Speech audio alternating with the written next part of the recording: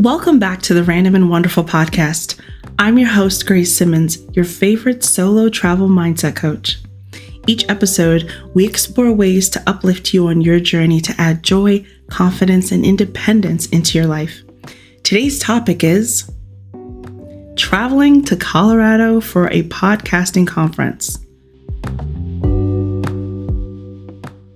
Last month, I went to Denver, Colorado for the first time. Actually, my first time to Colorado, period. And I attended the podcast movement, also for my first time. It was quite the adventure. And so what I'm going to do with this episode is just share my experience of traveling solo for a massive conference. I was advised by a friend to take a couple of voice notes. I only remember to do 2 days out of the 4, but you're going to hear a story or two about me stepping into that unknown space and how I connected with people, as well as what goes into traveling by yourself for a conference like this. I know for some people, it can be really nerve-wracking to attend one of these conferences, especially when you're going alone. But I want to help you get away from that temptation to avoid the awkwardness, the additional financial costs, and just the overwhelming process of putting it all together and figuring out how you're going to get through this experience. So we're not going to stay home where it's safe, where we know what's going on and the people that we're going to see. I want to encourage each of you by sharing my story. When I decided to go to this conference, I was faced immediately with imposter syndrome. And actually, I was a guest on the Bare Naked podcast. You should listen to it. That was the topic of the episode. And so my first concern was, I had just started this podcast. It's only been a couple of months. And now I'm going into a space where people have been doing this for years. What will I say? How will I make myself stand out? And how do I make sure I am taken seriously? Like this doesn't come off as if it's some kind of hobby. So back to my experience at the podcast movement in Denver. Before I got there, I was overly concerned about knowing enough and being clear on my purpose for this podcast. Before we get into that, actually, I need to tell you about how I got to the conference. So a few months ago, I was looking at the prices for this conference and I realized they were way too high. I had waited essentially until the last minute to decide that I wanted to go. I had not budgeted for that kind of expense. And you know, we've talked about setting your intentions and paying attention to your financial goals. So I decided that I was just going to wait. It's an annual conference and the next one was going to be in Washington, D.C., which is a whole lot closer than the one in Denver. So instead of going back and forth about if I could or what I needed to do, or again, just looking at the prices and trying to convince myself that I could afford this trip or that the prices would miraculously drop for whatever reason, instead I decided to take it off my plate, focus on something else, and be prepared for next year. So once I made that decision, when the tickets were going to be on sale for next year's conference, that's when I was going to go, and I was going to purchase them early because I had intended on going. Now I said a quick prayer and then I just stopped looking at the site. So 2 days after I made that decision and committed to that decision, Riverside FM put out a challenge and the winner would win tickets to this year's conference. It was insane. And of course, I couldn't believe it, but I had to do it. So I read over the rules, made sure I could do the task, which seemed simple enough. You were just supposed to help someone on the Facebook group and then make a post about it. Now, I did go back and forth because, you know, if you're helping someone, you're not supposed to be boasting about it or saying, oh, I did this, haha. And I was a little nervous, but I realized that I had just gone through the problem that one of the persons on the group had gone through. And I was the perfect person to help him out with that. So I did. I provided my simple answer and just shared how it worked out for me. And then I made the post saying, yes, I helped this person out, and I tagged them in it. A couple days later, I got an email to say that I had won the tickets. Again, Absolutely insane. So now that cost that I was worried about for the conference, I didn't have to worry about, but I did need to find my flights and my hotel, because the hotel that was hosting the conference, which was the Gaylord Rockies, was completely sold out, which again, I waited till the last minute. So this is a podcast about travel. So let me walk you through my travel planning phase of this latest journey. First, I booked my flight. The conference ran from Monday to Thursday, and so I flew in on Sunday and planned to leave that Friday. I am not a fan of rushing at all to a conference or just to any event that requires a flight. So I like to be able to get into the hotel, take it easy, breathe, get a shower, check out the area, and then go to whatever it is I'm going to. So usually I try to add buffer days. I looked up a couple places to go to outside of the area. And during that, I was also looking for hotels again. The main hotel was completely booked, and the options were to get an Airbnb or get a hotel. Usually, I'm down for Airbnb. I love being able to have a kitchen, especially for like a 4 or 5 day trip. I want to be able to go grab some quick groceries, and that way I can cook my food, again, save some money. But that area, just by design, most of the areas that had Airbnb were about 15 to 20 minutes away, whereas the hotels were a lot closer. Again, it's a touristy area. It's a Gaylord. They have like a water park and all that good stuff. So people would be spending more money and going to the Gaylord. So I decided to pick a hotel that wasn't too far away. It actually ended up being, I think, about 9 minutes away, which then meant I would need to rent a car. Now, I did have the option. I could have just gotten a ride or, gotten an Uber or something like that. But I felt really silly trying to get an Uber for a 10-minute drive, and I could actually see the hotel on my way there. Felt a little ridiculous. So I just rented a car. I also had picked those buffer days, so I knew I wanted to be able to go and explore. About the car, I booked with Avis, and they have an option for a mystery car. You pay a certain amount, and you end up with whatever they have. I read about it. I looked it up and just saw if anyone else is doing this. Is it worth it? And the reviews that I saw were pretty neat. So I thought, why not? Let me try it out. I ended up getting a Ford Escape Hybrid, which was super fun to drive. And I'm aware that's not always, people don't always get, like a nice SUV. But apparently they had the options, and that's what I got. And I loved it. It was perfect for that trip. So on the first day there, I landed really early in the morning. And so I went and found breakfast at Cafe Miriam, which was delicious. And then I went to the Denver Zoo to check out some elephants who were absolutely adorable. It's Denver, so you're up really high in high altitude, and walking around outside around noon is not the smartest thing to do. As much sunscreen as I was putting on and reapplying, it was extremely hot. And I thought, why am I sitting out here? I'm going to go to the aquarium, which I did. Big surprise, at the Denver Aquarium, they have tigers. I still don't know why, but it was really neat to see. The aquarium was much smaller than I was expecting, but the experience was nice anyway. So by the time I was done with all of that, I was ready to check into my hotel, and then I could get settled and get ready for the next day. Now, the way this conference was designed, the first day was like a prep day, for like the new attendees. They had orientation, and then the next 3 days were the main meat and potatoes. So after I got back to the hotel, I had a shower, went and found myself something to eat. There were a couple of restaurants right up the street. Didn't need to drive. I just walked over and had myself, I don't even remember what I had. Anyway, the food was good. That I remember. With the white wine. And then I went back to bed. So there were some places that I did want to visit. A friend had recommended Easy Vegan.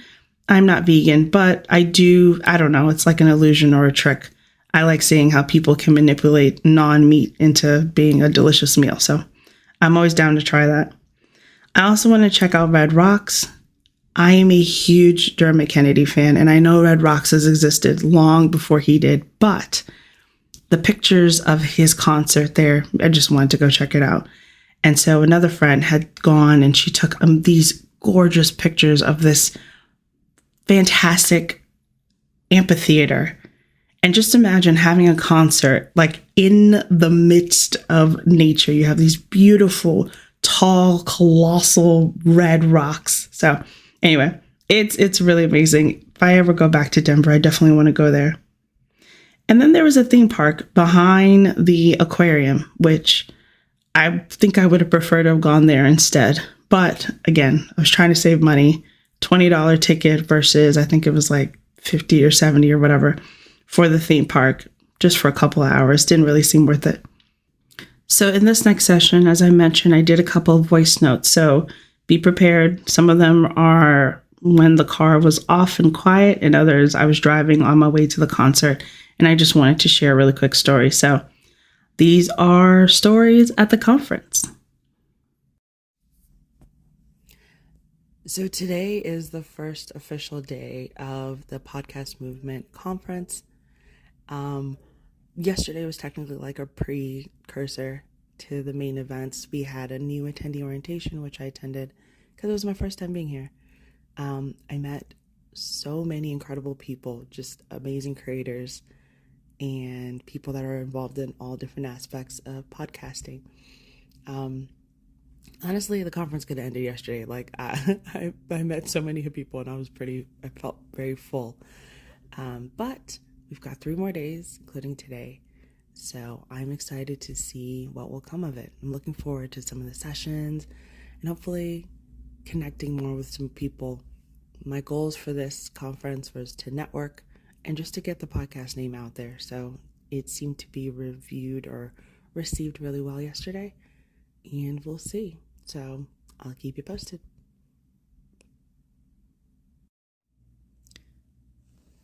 So it is the end of the official day 1 of the conference, and it was like a lot of information. It was a lot of networking, a lot of conversations, a lot of like just this continuous buzz of people talking and laughing and discussions happening and presenters presenting and panels going all at the same time.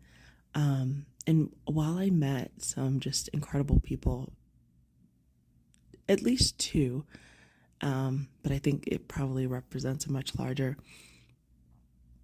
thought that sometimes you meet people who offer advice, and something that my mom has always taught me is to take on the advice and then use what you can out of it. And to not be offended or, restructure your entire life just because someone says something or they brought up a thought that is maybe opposite of what you're thinking. So I was proud of myself for not being so disjointed when someone disagreed or they just didn't get what I was saying, because everyone else that I talked to did, and that was enough validation for me. 1 out of 50. I'm fine with that. And something else that I'm learning is like people's personality, for whatever reason, the way that they are, it works for them.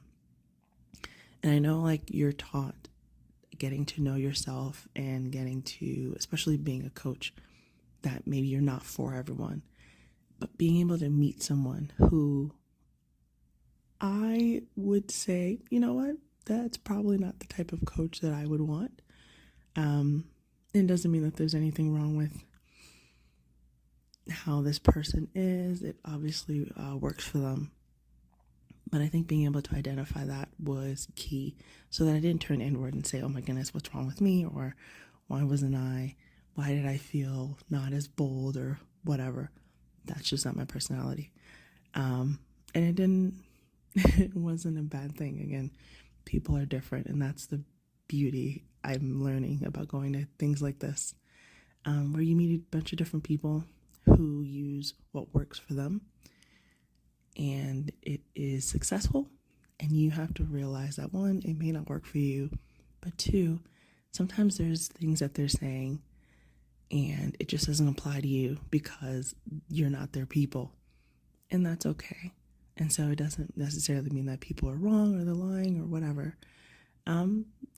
People have different journeys. So I'm learning that, putting these different pieces together, and we've got 2 more days left to go. So I will keep you posted. So going into day 3 of the podcast movement conference, I need to remember to get a video of what the Gaylord Rockies looks like. It is a massive building. It's absolutely gorgeous. There is a BIPOC podcast creators meeting that's happening today, and I'm really excited about it. And then there are a couple of keynote speakers that I'm looking forward to meeting with. And then we're supposed to end the day with a party at a beer garden. I have no idea where. But anyway, there's a bus, thankfully. So going into day 2/3, and I will keep you guys posted. So it turns out I did not keep anyone posted, but I wrote out the summary of the last, or I guess my overall experience. I would definitely say that the last day of that conference was amazing. Even though it took me 3 days to realize I didn't need to sign up for every single session that was interesting. And I didn't need to attend every single session that I had signed up for. Some of the sessions were great. Some of them were directed to the wrong audience, I think. But because it was 3 days of so much information, I found it to be a bit overwhelming. I will say they had the coolest thing. It's called the relaxation zone. And it has just little chairs that fold back. You have noise canceling headphones that had wonderful calming sounds, little pillows on the ground that you could just sit and chill on. And then even further back, they had these little mini tents for people to meditate, pray, whatever it is you needed to do just to get your mind settled. So I thought that was really helpful because just the environment was very loud, but there were a lot of things going on. There were a lot of fun things going on, but it was a lot. So going to a 4-day conference, comparing it to one of the first conferences that I went to by myself, which was the Create and Cultivate. 1 day in New York, prepping for that. It was a really simple train ride, hotel stay, and then I went to the conference that day and left that evening. That was really quick and easy to plan, even though they're still trying to prep for transportation and a hotel. The event itself was all contained. So I think once everyone signed in, there was just a nice little intro to everyone while things got set up. And then you walked in and you just started with a couple of sessions and you're moving around. It was really interesting. So to me, I'm not saying either one's better or worse or whatever. I just thought it was interesting, the difference between a 1 day where everyone was like, oh man, I really wish we had more days to do this. And then going to a 4-day conference where people were like, you know what, this might have been a little bit too much information. But yeah, so now I know I'm definitely going again next year, but I know to just limit my sessions as I go through each day. The sessions are not repeated throughout the 4 days, but again, you don't really need to go to every single session. Being intentional is definitely helpful. So focusing on what my goals are for next year, and then finding the different sessions that align with it, I think will be a much better strategy than just, clicking things that I found interesting. And then I ended up missing some sessions, which I don't really regret because I hung out in the relaxation room. They had free arcade games, and I got to play on a pinball machine and play Mario Kart. So, I'm not upset about that, but I'm definitely a little bit more prepared, I think, for what will come next year. So a couple of lessons learned from this entire experience. The first is to do it scared. Yes, I was nervous about me being this newcomer into the podcasting world and trying to figure out how I could actually connect with people or talk about this podcast while I was still figuring things out. I am so grateful that I went, and I'm so grateful that I went this year, because the people that I met, the connections that I made, all of it was beyond a learning experience. It's something that I'm definitely going to be taking with me. A lot of things that I want to put into practice. And so I would have missed all of that if I had just decided, you know what, whatever, I probably won't win that challenge. And I had given up on myself and just waited until next year. So I'm grateful I did. Denver is absolutely beautiful. So even if the conference ended up being not as fruitful as I would have hoped, being there in Denver was amazing. But the conference was great. Next lesson is to add rest days. Now, I was not prepared for how exhausting this conference was going to be. And again, this is just like introvert mindset. I only have so much of a social battery. Seeing people and talking to people, very exciting. Hearing about their podcasts, hearing about the way that they include podcasts into their businesses or how they connect, all of that's very interesting. But I can only do that for so many hours. And so the first day, like I mentioned, that was just a kind of a prequel to the actual conference. I was tired the first day. And so we had 3 more days of intense lessons and sessions and noise and people, and it was a lot. So I'm so grateful that I got in a day before so I can just rest from my trip. And I'm also grateful that I did not leave the same day the conference ended. One, because there was a lot happening, and I didn't want to rush to the airport. We all had a chance to chat with each other for those people who were leaving either later at night or the next day. And so it just gave me a little bit of time to pack, go get dinner, and just fully enjoy my travel experience. So I'm grateful that I planned that way. If you feel like you are battling imposter syndrome, my advice is to battle it with some truth. So ask yourself why you're feeling this way and what good things can you say about yourself. So I was nervous about going to this conference. I've been to conferences before, and I've talked about myself before, so that's not an issue. I was nervous about talking about this podcast. Well, it's not like I was lying. I actually do have a podcast. I enjoy creating it. I enjoy being a mindset coach. And so I'm able to talk about my work as well as this podcast. So all of the information that I needed, I had in my head. It was just that fear that made me feel like I shouldn't be there. A fourth lesson is to not take everyone's advice. And the fifth is going to seem like an opposite. So let me explain what I mean. Sometimes people give you advice, and 1, it's unsolicited, and 2, you can tell that's their go-to thing to say. Like they didn't actually listen to a word you said. They just spit out words. And it's not helpful. So 2 options: you can either get really frustrated, or you can just kind of shake it off, or you can just say, no, thank you. I got a couple instances of that, and I think I talked about that in the voice note. So just know who you are, know what your purpose is. Sometimes people give you advice and it's just completely unrelated.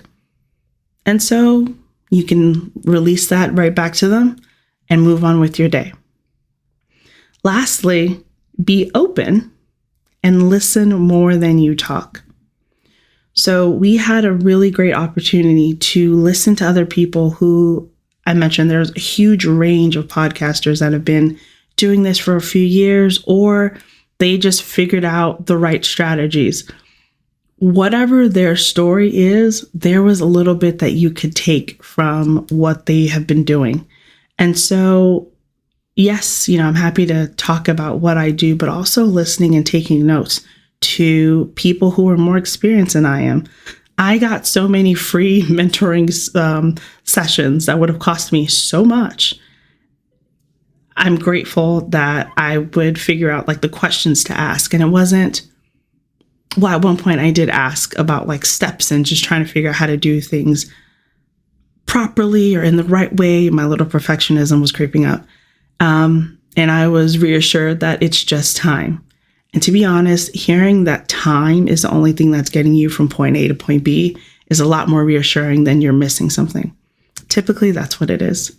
So just be open. Like I said, step out of that safe zone. If you know that there's an opportunity that you can attend a conference or maybe a meeting or a smaller session, you can always learn something. You can always share some information.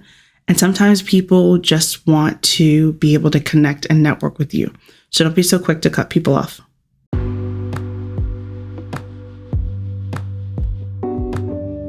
I hope this podcast inspires you to recognize that you are never stuck where you are and to know that you don't have to go through this process alone.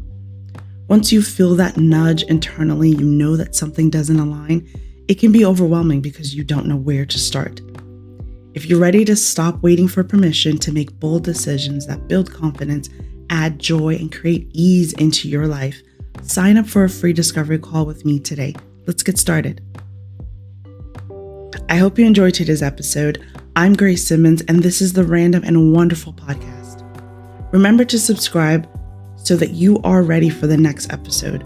Rate the show so that others can find it, and share your favorite episode with a friend. Have a wonderful week. Take care, beautiful people, and I'll talk to you soon.